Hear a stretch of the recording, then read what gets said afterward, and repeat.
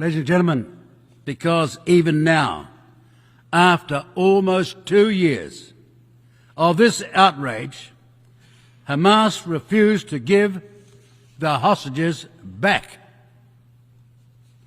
And then, like over 150 countries before it, New Zealand's recognition of Palestinian statehood now would serve as little more than an existential act of defiance against an unalterable state of affairs. We are not ready to make that gesture. A breakthrough that would show global leadership.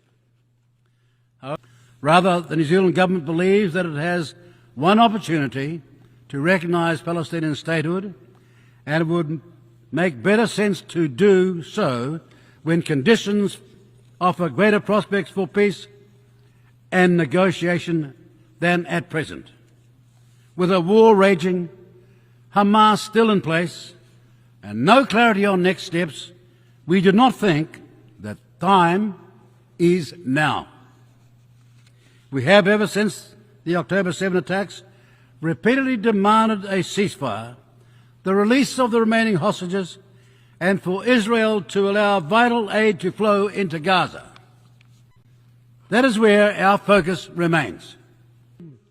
As a small state, wants the United Nations to carry out bold reforms, but if they do covet peace, and when we see action, not in the form of rhetoric, but of agreements, and when statehood emerges, then institutions to support it, New Zealand will then recognise Palestinian statehood.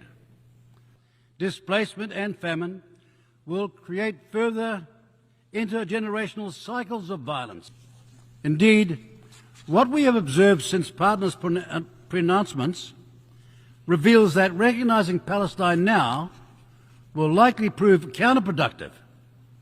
That is, Hamas resisting negotiation in the belief that it is winning the global propaganda war while pushing Israel towards even more intransigent military positions. Recognition at this time, we also think, is open to political manipulation by both Hamas and Israel. Hamas will seek to portray our recognition of Palestine as a victory, as they have already done in response to partner announcements, and displaced from their homes.